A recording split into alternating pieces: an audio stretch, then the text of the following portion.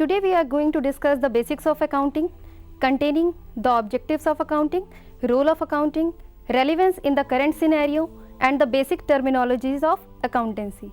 But before coming to these terms, first of all we have to discuss the meaning of the accounting. You can see the meaning of accounting here. Accounting is an art of recording. All the transactions are first of all recorded in the books of account. Then the classification, all these are classified into the proper groups. Then summarization. Summarization means all the classified data is summarized into the particular head. Then at the last, interpretation of the result, and the whole data is communicated to the users of the accounting information. Students, we know whenever we do anything, there are some reasons behind doing that thing. In the same way, in accountancy also, there are some basic objectives for which we do accounting in all the firms, whether it is of a small scale or it is a big enterprise. Now, let us discuss the objectives of the accounting one by one. You can see the first objective of accounting is to maintain the records. We know human memory is very limited.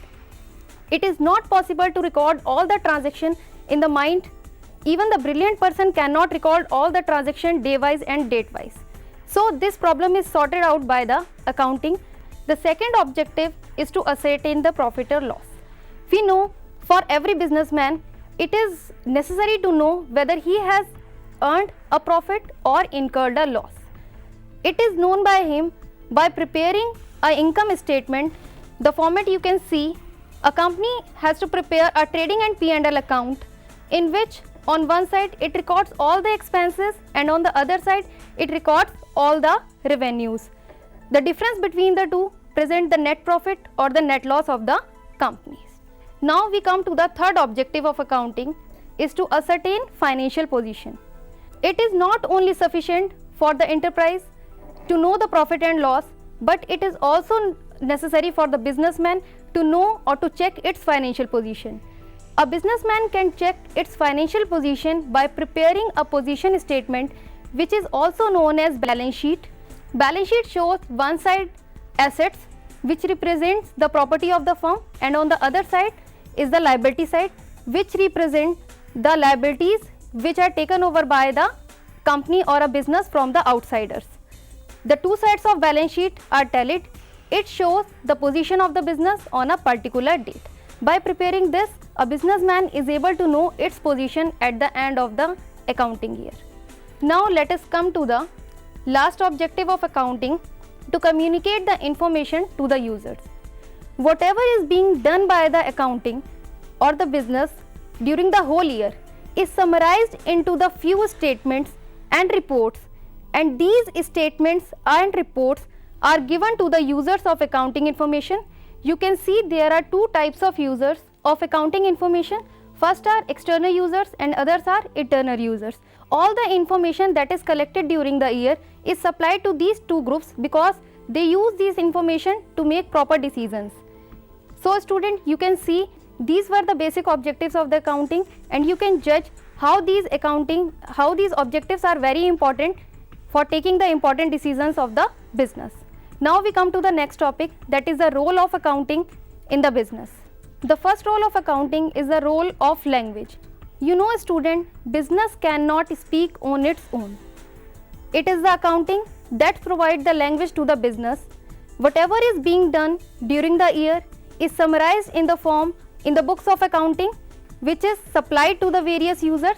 That is how accounting provides language to the business. Now we come to the second role of accounting, is the role of historical records.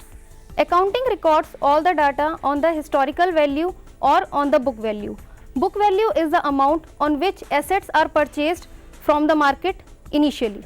The third role is performed by accounting is the role of determining net profit. We have already discussed that every businessman wants to know whether he has earned a profit or suffered a loss. Accounting helps the businessman to check whether he has earned a profit or loss. Now we come to the fourth role of the accounting, is the role of information system. Accounting plays the role of information system because it provides the input in the form of collection of financial data, then it processes the input in the form of recording and classification of data, and finally provides the output in the form of profit and loss account, balance sheet and cash flow statement to its various users. Now let us come to the next topic, that is terminologies of accounting. We know every subject has its own terminology. In the same way, accounting has also its basic terms which is necessary for every student to know the basic terms so that they can perform or they can understand the accounting in a better way. Let us come to the first term, that is assets. The first basic term is asset. Now what is asset? Asset means anything which provide economic benefit to the business organization in future. We come to the further points of asset. There are different types of assets available in the firm. These are, first is tangible assets, second is intangible assets, third is fixed asset, fourth is current asset, and last one is vesting asset. Now we come to the second basic term. The second basic term is the liability. What is liability? Liability means any amount taken by the firm or from a business from any other outsider or any other source. The liabilities can be divided into two types. The first is long-term liabilities and the another one is short-term liabilities. Long-term liabilities are those liabilities which are payable after 1 year. For example, a company or a business and enterprise has taken a loan for 2 years, 3 years, 4 years from the banks, or debenture are the examples of the long-term liability. The second type of liability is short-term liabilities. Short-term liabilities are those liabilities which are payable during the year. Now let us come to the third term. The third term is capital. Capital is equals to asset minus liability. Before coming to the equation, we should know what is the meaning of capital. Capital is the initial amount invested by the owner or by the proprietor in the business to start its business. Even if we start our business, we need some cash or some money to start that business.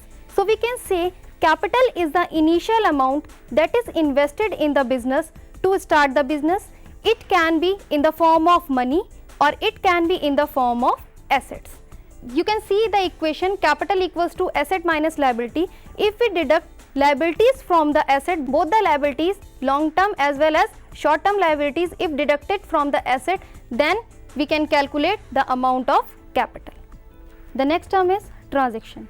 Transaction is an economic activity that affect the assets, liability and capital of the business. Any transaction whenever done by the business, it affects its financial position. Now we come to the next term, sales. Whenever goods are sold by the enterprise, it is known as sales. Sales can be of two types, cash sales and credit sales. When goods are sold on the cash basis, it is known as cash sales. When the goods are sold on the basis of credit, it is known as credit sales. Now we come to the next term, that is revenue. Revenue is an income of regular nature. Whenever goods are sold by the company, the amount received will be termed as a revenue. Revenue can be any type of regular nature income like interest received by the company or commission received by the business. All this will become under the term revenue. Now we come to the next term, expense. Expenses is the amount or the cost incurred by the company from the purchase to the sale of the goods. All the expenses that are incurred when the goods are purchased or from the raw material is purchased from the market up to the date of sale, whatever amount is incurred will become under as an expense. Expenses can be of two types. First is prepaid expenses and the second one is outstanding expenses. Now let us come to the next term. The next term is expenditure. Expenditure is the amount that is incurred to purchase or to acquire an asset or goods or services. Expenditure can be of two types. First is capital expenditure and the other is revenue expenditure. Now let us move to the next term, profit. Profit is the excess of revenue over its related cost during an accounting period is called profit. Profit can be of two types. It can be gross profit or it can be net profit of the firm.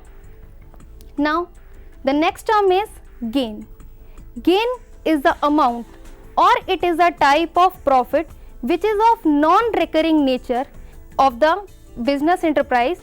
Whenever any activity is of non-recurring nature, the amount received from that non-recurring activity will be termed as profit. For example, profit on sale of an asset or the appreciation in the value of an asset, the amount that is excess will be called gain. The next term is loss. When the expenses during an accounting period will become over and above the revenue of the firm during an accounting period will be called loss of the particular enterprise. The next term is discount. All of us know discount is a very common term. Discount can be expressed in such a way: any reduction in the value of the asset or in the value of the goods will be called discount. Discount can be of two types: trade discount and cash discount. Trade discount is not shown in the books of the firm or an enterprise. It will be deducted from the sale. Like if the total sale of rupees 1 lakh and trade discount is provided by the businessman is of 10%, then we will show 1 lakh minus 10,000 and we will represent the amount only 90,000 in the books of the company. The other type of discount is cash discount. Cash discount is provided on the timely payment of cash. The next term is goods. The term goods normally refers for the purchases of the enterprise. Whenever we purchase anything, the term goods is used, or we can say whenever we use the term goods and the purchases simultaneously can be used. For example, if a cloth manufacturing company is producing cloth, it is a good for that company. But if it is purchasing asset, AC, furniture, it will not be termed as goods. The next term is voucher. Voucher means any evidence of the transaction. It can be in the form of cash memo, receipts or bill. Whenever we purchase anything from the market, we obtain the bill from the seller. That bill or that receipt or that cash memo will represent the voucher of the transaction. The next term is drawing. Drawing means the amount withdrawn or the goods withdrawn by the proprietor for his personal use. Whenever a proprietor withdraws the amount on the goods from the business for his personal use, it will be termed as drawing. For example, if suppose A withdraws the amount of 10,000 from his business for some of his personal expenses, then this amount 10,000 will represent the drawings of the business. The next term is purchases. Purchases means whenever goods purchased by the company, it is known as purchases of the business. Purchases can be of two types: cash purchases and credit purchases. When we purchase goods on cash basis, then it is termed as cash purchases. But when we purchase goods and pay the amount later on, then it is termed as credit purchases. Now, the next term is stock. Stock is the tangible property of the business. It can be of two types: opening stock and closing stock. Opening stock is the stock that is the balance of last year unsold stock. We can say opening stock will represent the stock in hand at the beginning of the current financial year, and the closing stock will represent the stock unsold at the end of the accounting year. The next term is debtor. For debtor, I will give you one example. Suppose A purchased goods from the B Limited for rupees 10,000. Then A will become the debtor of the business, debtor of that particular company from which he has purchased goods on credit. The next term is creditors. Creditor is the person who sells goods on credit to some other person. For example, B Limited sold goods on credit to A Limited. Then B Limited will become the creditor of A Limited. Now we come to the last term, that is entity. Entity means any individual economic unit. All business enterprise represent or called entity. So students, these basics were necessary to be understood so that further accounting can be understood easily. Thank you very much.